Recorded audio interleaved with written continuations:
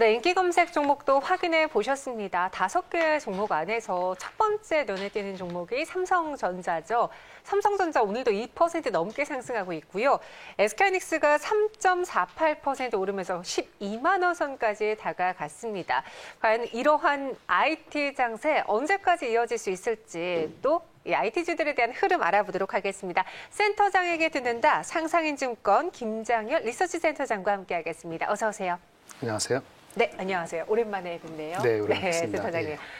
삼성전자랑 SK하이닉스의 그 상승이 너무나 가파르고 이 단기간에 이런 대형주들이 크게 오를 수 있나 싶을 정도로 최근에 가장 핫 종목으로 꼽히고 있거든요. 네네. 그들의 상승 배경에 뭐 여러 가지 요인들이 꼽히고 있는데 센터장님이 보시는 요인들은 어떤 게 있을까요? 네, 일단 지난주 목요일, 금요일 날 나온 여러 가지 뉴스들이 네. 금상첨화, 엎친 데 덮친 게 나쁜 얘기인데 네. 엎친 데 덮친 게 반대적인 상황이 발생했다 보시면 네. 될 것 같아요.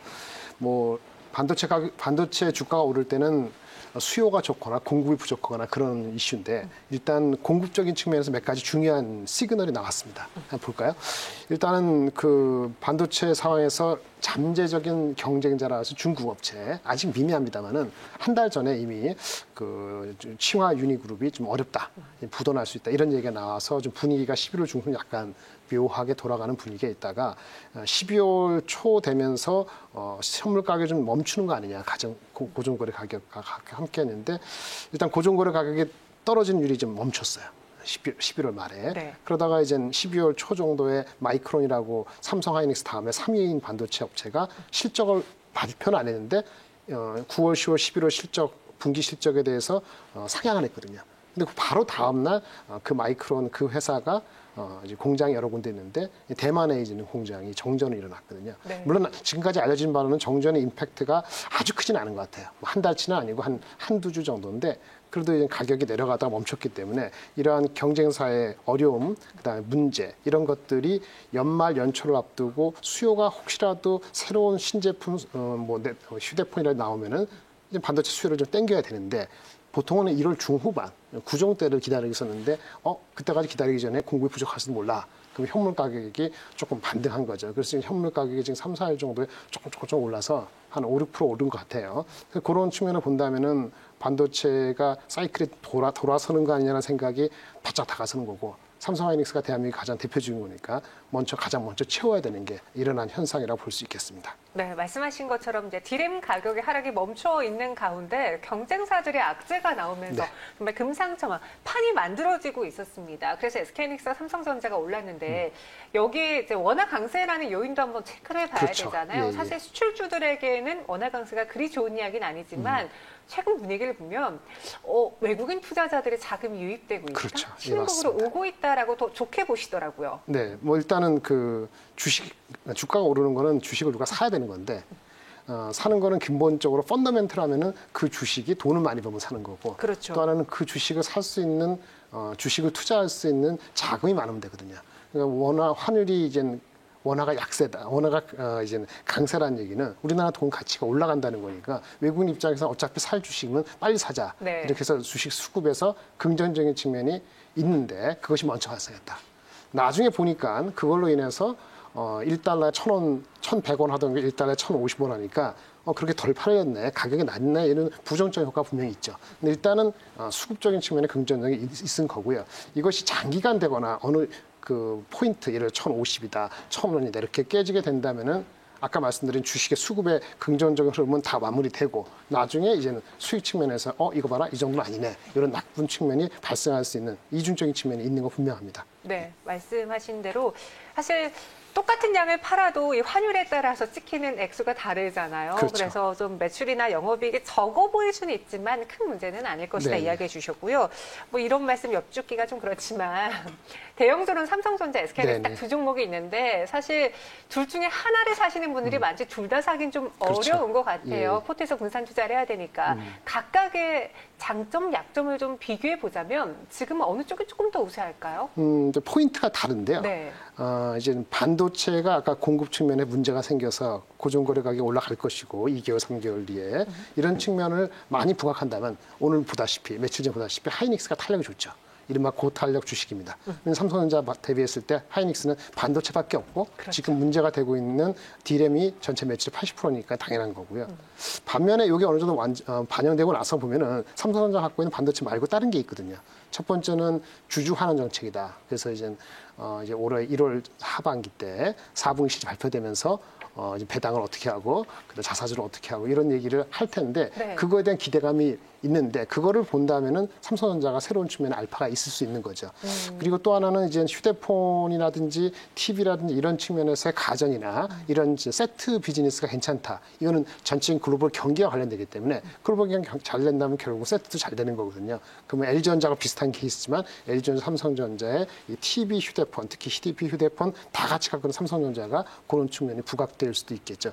이거는 반도체가 많이 반영되고 나서는 아마 그렇게 될 거예요. 그래서 그렇게 직전까지는 삼성전자가 보다는 하이닉스가 단기적으로 유리하고 삼성 하이닉스 목표 주가와 괴리가 벌어지는 게 좁혀지면은 어느 순간부터는 좀 안정적인 좀 다각적인 측면을 볼 수 있는 삼성전자 쪽으로도 매기가 조금 더 이동할 수 있다 이렇게 보시면 되겠습니다. 네, SK하이닉스의 경우에는 오로지 반도체 또 삼성전자는 반도체 플러스 알파라고 해주셨는데 그렇죠. 네. 이번에 증권사들이 삼성전자의 목표 주가를 일일이 상향 조정하는데 네. 약간 차이가 있잖아요. 네네. 왜 다른가 하고 봤더니 증권사마다 삼성전자의 비메모리 반도체 그 기대치를 얼마만큼 반영했느냐에 따라 좀 다르더라고요. 예, 뭐 삼성전자가 하이닉스랑 반도체 메모리는 거의 똑같잖아요. 네, 그게 삼성전자 어닝의 한 60% 차지하거든요. 그럼 나머지 40%는 좀 복잡하단 말입니다. 그래서 그것을 플러스를 하는데 아마 주가가 목표 주가가 한 8만 원 정도, 10만 원, 아니 8만 원 얘기하고 있는데 7만 원 후반 8만 원은 반도체만 가지고도 도달이 가능하고 무리가 없는 주가라고 보여져요. 근데 그 이상을 가려면은 지금 플러스 알파가 제대로 실현이 돼야 되거든요. 주주 환원 정책이 제대로 나오고 휴대폰도 뭐 화해가 무너졌습니다만은 애플하고 맞먹고 이런 거 다 겹쳐내면은 8만 원대가 아니고 그 이상 갈 소지도 있는 거죠. 그래서 조금 길게 보고 본다면은 하이닉스보다는 하이닉스가 15만 원, 16만 원 갈 수도 있습니다만은 삼성전자가 좀 안정적인 측면이 부각될 수 있는 여지는 있는 거죠. 아, 그래서 그 플러스 알파를 계속 눈여겨 보시면서 삼성전자냐 SK하이닉스냐 물론 두 종목 모두 다 반도체 영향을 가장 많이 받지만 그런 차이점은 있다라고 이야기해 주셨습니다.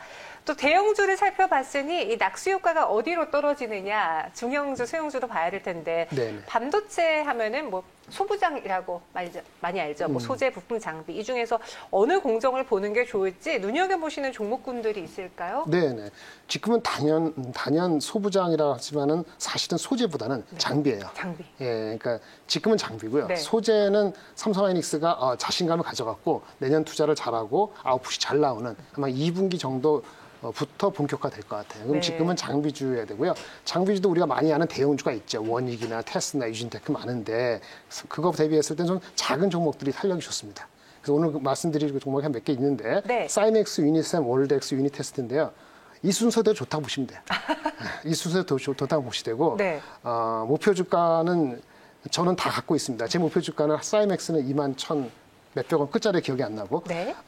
유니셈은 9,000원인데 업사이드 더 있어 보이고 월덱스는 23,000원대고 그다음에 유니테스트는 36,000원 정도입니다만은 순서가 사이맥스, 유니셈, 월덱스 이렇게 말씀드렸잖아요. 네.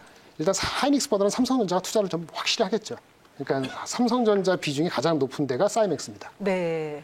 사이맥스는 전체 매출의 한 80%가 삼성전자예요. 삼성전자 투자를 잘하면 사이맥스가 먼저 가는 거고요. 이건 사실은 한 1, 2주 전부터 올라갔어요. 그래서 조금 좀 숨이 차오르지만은 제가 봤을 때 1분기까지는 모멘텀이 여전히 남아있다고 보여지는 거고요. 삼성전자, 사이맥스. 뭐 하는 회사냐? 웨이퍼를 이동할 때 하는 웨이퍼 이송장치이고요. 두 번째 유니셈은 삼성하이닉스 골고루인데 최근에 삼성이 좀 푸시를 해주는 것 같아요. 그래서 4분기, 1분기 실적이 특히 1분기 실적 굉장히 좋을 것 같습니다. 모멘텀이 사이맥스보다 늦게 시작했는데 이제부터 본격화됐다라고 보시면 되고 월덱스는 비메모리, 메모리 함께 안정적인 소재 정도에 가까워요. 네. 안정적인 소재주인데 이거는 아마 삼성하이닉스가 아마 내년 1분기 말 정도에 우리 회사에 오더가 많이 들어갈 소지가 있기 때문에 중기적인 관점에서 매우 유망하고요. 마지막으로 유니테스트는 하이닉스입니다. 네. 삼성전자에 들어가지 않고 하이닉스만 중요합니다. 가장 맨 마지막에 났죠. 이런 정도 순으로 보시면 될 것 같습니다. 지금 채팅방에서도 너무 듣기 쉽게 탁탁 찝어주신다고 센터장님의 정리를 딱 들으셨는데요. 네. 다시 설명해 드리면은 이제 장비가 소재보다 더 봐야 될 부분인 거고, 그리고 지금 관련해서는 사이맥스, 유니셈, 월덱스, 유니테스트 이야기해 주셨습니다. 그들의 선호도는 삼성전자의 투자가 더 많은 쪽으로. 그렇죠. 네, 효과를 받을 수 있는 쪽으로 이야기해 주셨습니다. 이렇게 4가지 종목 한번 눈여겨보시고요. 지금 전체적인 시장 흐름이 계속 뭐 코스피도 연고점 또 최고점을 기록하고 있다. 코스닥도 900에서 계속 놀고 있다. 뭐 이런 뉴스들이 쏟아지고 네네. 있는데 이런 상승 흐름이 지속될 것으로 보시는지, 또 오늘 보니까 트럼프 대통령이 민주당에게 한 9천억 달러 규모의 경기부양책을 규모를 제안했더라고요. 네네. 그런 영향도 받을 수 있을까요? 이렇게 다 반영이 된 거죠. 아, 이미요? 예, 이미 반영이 된 거예요. 그래서 마지막에 말씀을 드릴 텐데 네. 배경은 뭐 올해 내내 나온 게 코로나 이슈였고 그다음에 거기에 대응해서 부양책이었죠. 코로나가 워낙 강했기 때문에 강한 게 발생했고 3월 달에 확 빠졌잖아요. 근데 더 강한 부양책이 오니까 바로 반등해서 2천에 온 거거든요. 그리고 이제 대선 때문에 왔다 갔다 티격태격 했는데 결국은 백신 나오는 건 시간 문제고 백신이 제대로 배포가 안 되거나 안 맞으면은 내년 한 2분기 정도에 좀 잡음이 있을 수 있어요. 내년 네. 2분기 정도에. 근데 2분기까지 전까지는 1분기까지는 2분기, 3분기 갈 때까지 잘 될 거라는 희망이 있기 때문에 1분기까지는 문제 없습니다. 예. 근데 문제 없다고 사람들이 이제 한 80%가 알고 있기 때문에 네. 이 여지는 많이 안 남았고 부양책이 이제는 그때까지 버텨야 되니까 내년도 봄 될 때까지 부양책이 이루어져야 되는데 이게 좀 취급하고 많이 했죠. 미미하게나마 합의를 할 가능성이 있다는 것 때문에 올라간 거고요. 또 티격박 할 수 있고요. 하지만 1월 20 이후에는 아마 그 바이든이 제대로 할 거기 때문에 앨런이 오고 그렇기 때문에 이것도 돼 있고 지금은 모든 측면에서 거의 90%가 좋은 쪽으로 약간은 쏠려 있다라고 볼 수 있겠습니다. 내년 코스피 밴드로 2,600에서 3,000포인트 예상한다라고 이야기해 주셨는데 이야기를 쭉 들어보니까요. 약간의 상고하저 느낌이 살짝 들거든요. 맞나요? 제가 봤을 때는 1, 2분기 사이에 네. 고점은 칠 것 같고요. 반도체가 1분기에 더 고점을 치고 네. 나머지가 따라와서 1, 2분기 어느 사이에 고점을 칠 것 같고 3분기에 잠깐 내려갈 것 같아요. 네. 실제 디스트리뷰션 될 때 코로나가 잘 되느냐 뭐 이런 측면이 있기 때문에 그러다가 4분기에 올라가는 정도는 2022년에 회복되는 거. 우리 흔히 여행도 가고 뭐 유가도 또 이런 게 확실히 지면서 2022년이 보이면은 제가 말씀드린 3,000을 뚫을 수도 있고요. 2022년이 잘 안 보이면은 네. 아마 1분기 사이 봄 어느 시점에 고점이 내년 피크아웃 되는 고점이 될 것 같고요. 뭐 질문하시겠습니다만 불안 요소는 뭐냐? 주가가 많이 반영됐어요. 예, 산타랠리 한 60% 반영된 것 같습니다. 네. 더 이상 랠리의 속도가 셀 것이냐, 숨고르게 할 것이냐 보면은 약간은 숨고르기도 가능하다 보고요. 환율 1,050 이하 되면은 약간 숨고르기의 조정이 있다라고 보시면 되고요. 그렇지 않으면 그냥 이런 식으로 갈 것 같습니다. 환율이고요. 또 하나는 전국 불안이에요. 뭐 제 정치 얘기라는 건 아니고 네. 대한민국 장을 봤을 때 대한민국 정책을 보고 국내 정치를 봤을 때 외국인들이 좋아할 분위기는 전혀 아니기 때문에 그런 측면이 여하이 뭐 몇 개월 사이 어떻게 되느냐 이것도 곁다리로 봐야 되는 변수입니다. 네. 우선 IT 반도체 쪽의 경우에는 내년 1분기가 고점을 좀 보여줄 것이다. 그래서 전체적인 시장에 대한 고점 징후도 1, 2분기에 살짝 나와줬다가 3분기에 눌릴 수 있고 그 4분기의 경우에는 내년을 미리 예측하면서 주가 향방이 갈릴 것 같습니다. 불안 요인까지 짚어봤고요. 이렇게 센터장님과 함께 했습니다. 김장현 센터장님 고맙습니다. 네, 감사합니다.